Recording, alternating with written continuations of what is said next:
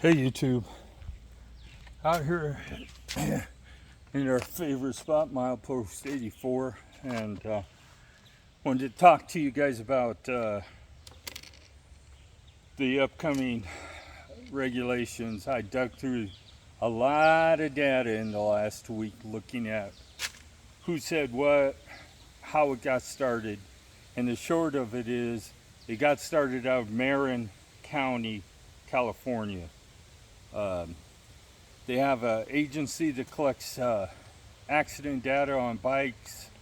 They told the federal government that there was something that needed to be done because of the number of injuries caused by mechanical failures. And that has been the focus of this regulation or these rulemakings from the start, was trying to prevent deaths by mechanical failures, whether it be brakes, crank arms, stems, seat post, or whatever. Since there is no standard for uh, e-bikes, there's really no testing done. E-bikes are in a class of their own. Most of the time they just take off-the-shelf parts that are designed for regular bikes and put them on e-bikes. And the only things they really have to design is the drive systems. Um, they really, in some cases, the drive systems are really not that great. Oh, I should shut this off instead of just letting this burn battery up. Um, so they're working on that. Marin County said that they had 40 recorded deaths from mechanical failures in their data. So they had 51,000 people visit the emergency room because of bicycle related accidents on e-bikes. Of course, they differentiated accidents caused by regular bikes and accidents caused by e-bikes. Now, I also like to point out that the standard for regular bikes is voluntary. The industry follows it, but it's not mandatory. There was one group of people that basically said they wanted something done with this rules. They wanted to make the rules stricter on what could be sold in the United States and classified as an e-bike. There's some states where almost all states have three classes of e-bikes. Their definition may vary from state to state, or the requirements may vary. Like in Virginia, for example, you have to wear a helmet if you're riding a class 3 bike. And there's all kinds of in-between regulations saying how old you have to be and bike safety requirements and stuff like that. So each state has their own rules. Michigan has its own rules where you can ride what kind of bike. And so there's exceptions to that all through every place in the United States. The Forest Service has its own standards. The BLM has its own standards where you can ride a bike and how you can use your bike. So consumers, protection of America, private entity. I believe it's a 501c, but I might be wrong about that. They wrote a long document that basically said that they need to limit e-bikes to the point that there's a clear defining point what is an e-bike and what is a moped or a motorcycle. Because right now the lines are blurred. There's many people out there riding those bikes that look more like a mini bike with pedals than there's many of them out there. And I dare you to try to pedal one of them. I mean, the way the seats are set up is like a motorcycle. If you had to pedal your motorcycle, you'd find out how uncomfortable it is or how impossible it is, depending how long your legs are. In some cases, you wouldn't even be able to complete a full pedal stroke because the pedal stroke is not set for your seat set right. Then there's some injuries involved in that too. And then pedal strikes. If you're going around a corner with a low slung bike like those, you have a good chance that you're going to strike the pedal on the pavement going around corners.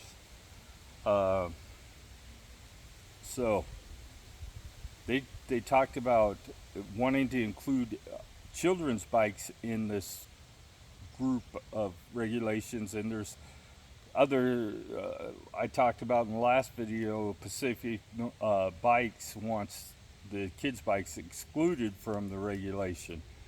Here's what they suggested. They said they suggested limiting children's bikes to I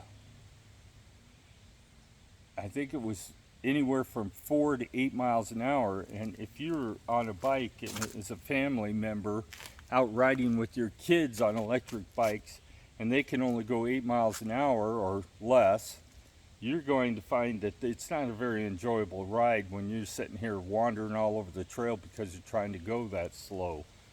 So I don't think that's the right answer. I think there should be some kind of in between. And like they said, that if the bike is targeted towards youth, or looks like a BMX bike, or looks like this, or looks like that, if it looks like it belongs in a youth group, it'll probably be included. One of those famous things there is electric bikes that they have. The 20-inch skinny tire bike. Oh, I can't even think what it's called. Anyway, it looks like a BMX bike. Same size tires. It has a smaller electric motor on it. It has limited speed capability. It's a single speed. So it has a lot of attributes that people would consider a BMX bike. There has been some updates to it. Now they're including a larger battery in it, more range. You can buy a 14 amp battery for it now. So there's a lot of things that they've included to make it more adult-like, but there's still, at some point, the regulators may decide it's a kid's bike and tell electric that you have to limit the speed that it's available to the person riding it.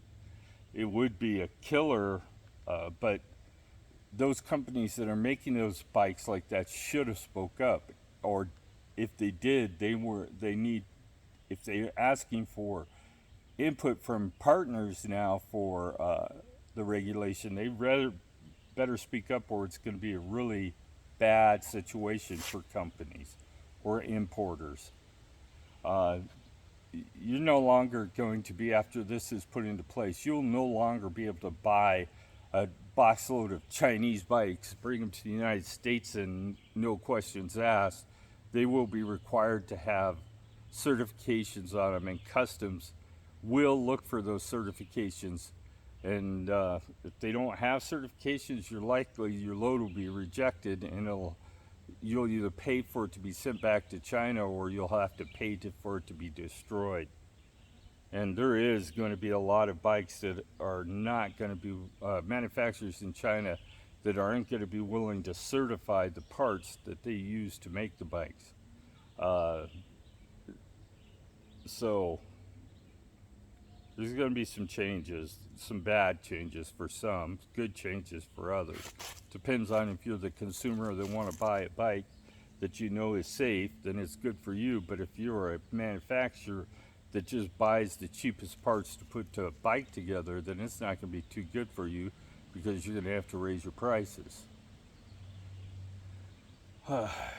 So I wanted to do a video, talk about that. There hasn't been any updates from the government as far as that. They did allow a few more comments to get in there after the date. I think we went from 213 to 219, but they were from industry, and they were, the government was notified that they were needing more time to comment. Some of them didn't see the comment period until it was almost at the end. So Yeah. So there's going to be a lot of changes to Chinese bikes and American bikes. One thing to note is they are going to start cracking down on the sticker deal where it says what class your bike is. You have to have a sticker on there that says three pieces of information: the class of the bike, how fast it will go. What was the other one? No, it was two. Class bike, how fast it will go, and it has to be on a sticker permanently attached to the bike. This Trek that I'm riding does not have a sticker on it. Didn't have a sticker on it. The electric I have has a sticker on it, but I've seen current electrics that don't have stickers. It's a universal requirement, and I guess they just said to heck with it. I ain't gonna put it on there, and it might be because you can. It's a simple unlock to make your expedition or whatever you're riding into a class 3 bike. Uh, that's going to change too. If either they're going to start selling those bikes as class 3 bikes, or they're going to lock the software so you can't adjust it once it leaves the factory. So you may be able to go to order the bike from your dealer and say, I want my Expedition as a class 3. And they'll put the sticker on it, lock the software, and you won't be able to get around it. I mean, there's always ways around it, but they're going to make it so it's really hard to get around it. And if you're caught on a bike that has a class 2 sticker but going 28 miles an hour down a trail or a road, and a cop pulls you over, because they're going to get educated. That was one of the things that was brought up in the regulation, is the police departments all need to be educated on the rules of riding an e-bike on the road. Watched a video the other day of a scooter, a stand-up scooter, not a sit-down scooter. Guy was going 57 miles an hour in a 55 mile an hour zone. The police pulled him over. There's no way you can explain that. He got a ticket, and he's lucky that he didn't get a ticket for an unregistered moped or something. Well, I rambled on long enough. Just a quick update. I was gone all last week on the UTV, rode 500-600 miles. Did a lot of riding, a little bit of rock hunting. Found 68 Uper lights in one night, so we had a good one. We went out 2 nights, I should say, and we found 68. I found 41, and Karen found the rest.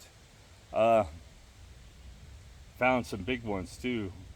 3-pounder, huge one, about this big. So, but other than that, Karen hasn't got on her bike yet this year. The batteries are fully charged. I've asked her. She just doesn't want to do it. She'd rather crochet and walk around the house and get her steps in. So have a great day.